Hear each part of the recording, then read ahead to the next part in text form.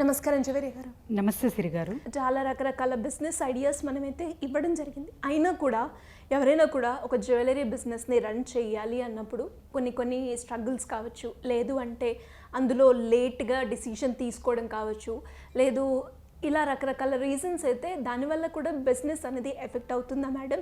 And అంతేకాకుండా ఎవరైనా కూడా జ్యువెలరీ బిజినెస్ని రన్ చేయాలి అంటే ఎలా ఉంటుంది ప్రొసీజర్? జ్యువెలరీ బిజినెస్ అనగానే రుబాన్స్ జ్యువెలరీ సిరి గారు 300 నుంచి ప్రారంభించి 3000 crores టుగెదర్ ఏదైనా కంపెనీ ఉందంటే రుబాన్స్ జ్యువెలరీ. ఎస్. సో చిన్ను కళ తన పేరు. అమ్మాయి గురించి చెప్పుకోవాలి యాక్చువల్లీ. అంటే ఇప్పుడు మీరు చెప్పారు ఏదైనా బిజినెస్ ప్రారంభించాలంటే ఎన్నో ఆలోచనలు ఉంటాయి. సో అది ఒకేసారి హిట్ అవుతుందా అన్నదే క్వశ్చన్ మార్క్ అనేది ఉంటుంది. సో తన లైఫ్ జర్నీ ఒకసారి చూద్దాము. వాళ్ళ పేరెంట్స్ నార్మల్ పేరెంట్స్ అనమాట. అంటే నార్మల్ అంటే ఒక మధ్యతరగతి కుటుంబం. అక్కడ ఏదైనా చెయ్యాలి, వాళ్ళ డాటర్ సాధించాలి అనే తపన ప్రతి ఒక్క పేరెంట్కి ఉన్నట్టే వాళ్ళ పేరెంట్స్ కూడా ఉండింది. అప్పుడు చాలా వరకు ఈ అమ్మాయి థాట్స్ కంప్లీట్లీ డిఫరెంట్. వాళ్ళేమో ఒక జాబ్ చేస్తూ సెటిల్ అవ్వాలి అన్న థాట్స్ వాళ్ళ పేరెంట్స్ది. మధ్యతరగతి కుటుంబాలంటేనే మెయిన్గా సెక్యూరిటీ, సేఫ్టీ అనేది ఎక్కువగా ఆలోచిస్తారు కాబట్టి జాబ్ అనుకుంటూ అలా ఉన్నారనమాట. ఒకరోజు ఇలానే అంటే చాలా స్ట్రగుల్స్ చిన్నప్పటి నుంచి చూసేసింది అమ్మాయి. అక్కడ వాళ్ళ ఇంట్లో ఫైట్స్ కానీ, అంటే ఇది ఎందుకు చెప్తున్నానంటే ఇవన్నీ ఎవరైతే ఇండ్లల్లో ఎక్కువ గొడవ పడుతూ ఉంటారో పేరెంట్స్, వాళ్ళ చిల్డ్రన్ చాలా వరకు చెడిపోతారు అంటారు. కానీ మనం తీసుకునే వాటిలో ఉంటుంది. సో మీరు పాజిటివ్గా తీసుకుంటున్నారా, నెగిటివ్గా తీసుకుంటున్నారా, ఎవరైతే చైల్డ్ అబ్జర్వ్ చేస్తున్నారో వాళ్ళు, సో వాళ్ళ మీదే డిపెండ్ అయి ఉంటుందన్నమాట. అంతగా గొడవలు పడుతున్నా కూడా ఆ అమ్మాయి ఒక్కసారి లేదు నేను నా ప్రాసెసే డిఫరెంట్, నేను ఇదే చేస్తాను అన్న ఖచ్చితంగా ఉన్నప్పుడు వాళ్ళ father get out from my house అని చెప్పారంట. అంతే, ఒక 300 ఏమో ఉన్నింది పాకెట్లో, వచ్చేసింది బయటికి. సో ఒక్క ఆడపిల్ల, అది teenager, around 13 years or something. So ఒక టీనేజ్లో బయటికి రావడము, అది కూడా ఒక రైల్వే స్టేషన్లో వెళ్ళి అక్కడ వడాపావ్ ఏమో తిని నైట్ ఒక 5 rupees ఆర్ 6 rupeesకి తిని అక్కడే, చాలామంది ఇంకా అక్కడ పడుకుంటారు కదా ప్లాట్ఫామ్లో, తను కూడా అక్కడే నిద్రపోయింది. కానీ తనకు నిద్ర రాలేదు. ఎందుకు అంటే ఈరోజు 300 rupees ఉంది నా దగ్గర, ఇంకా టుమారో నా పరిస్థితి ఏంటి రేపు అన్న ఆలోచన ఆ అమ్మాయికి బాగా కసి అంటారు కదా, అది పెంచిందనమాట. అక్కడే ఇంకా చూస్తూ చుట్టుపక్కల మార్నింగ్ లేవగానే ఒక పోస్టర్ చూసింది, సేల్స్ జాబ్ అని చెప్పి. వెంటనే అక్కడ వెళ్ళి వాళ్ళ తలుపు తట్టిందనమాట ఆఫీస్లో.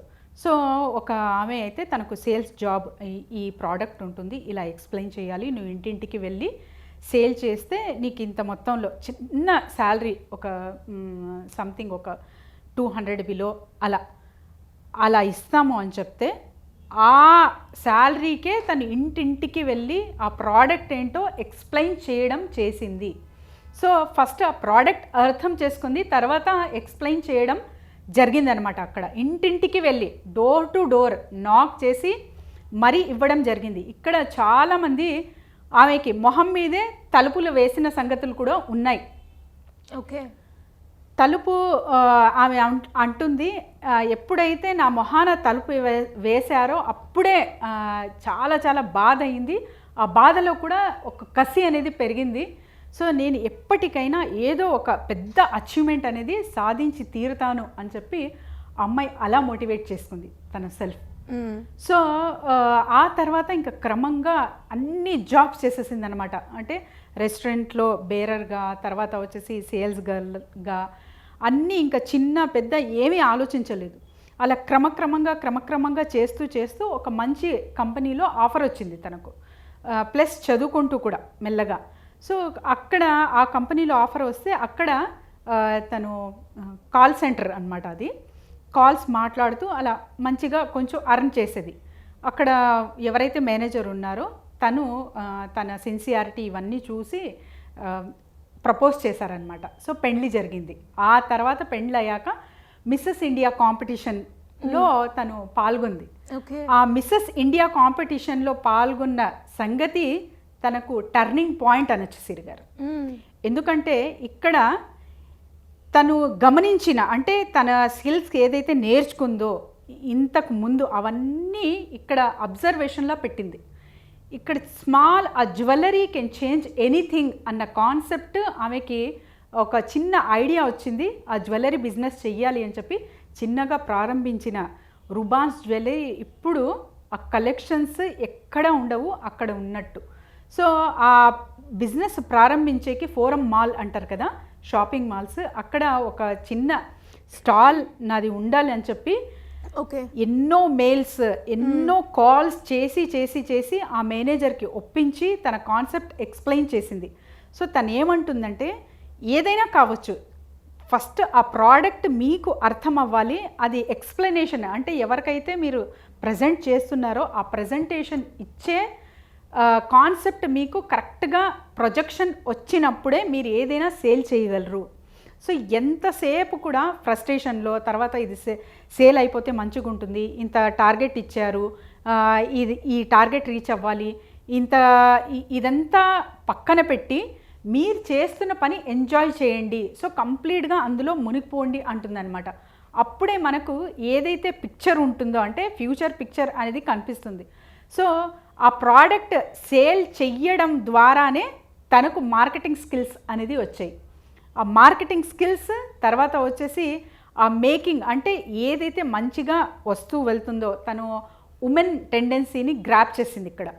సో ఒక చిన్న జ్యువెలరీ ఇంతగా ప్రభావితం చేస్తుందా ఒక ఉమెన్ మైండ్ సెట్కి అని చెప్పి తను ప్రారంభించిన బిజినెస్ 3000 crores తీసుకెళ్ళింది సిరిగారు.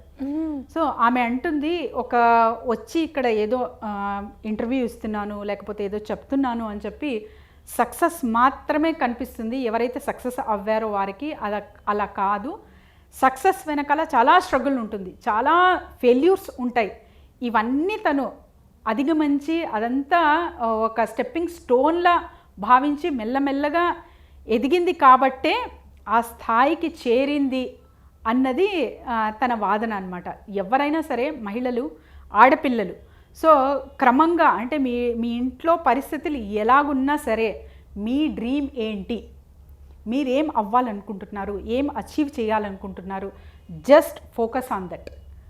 అప్పుడే మేము ఆ గోల్ని రీచ్ అవ్వగలము.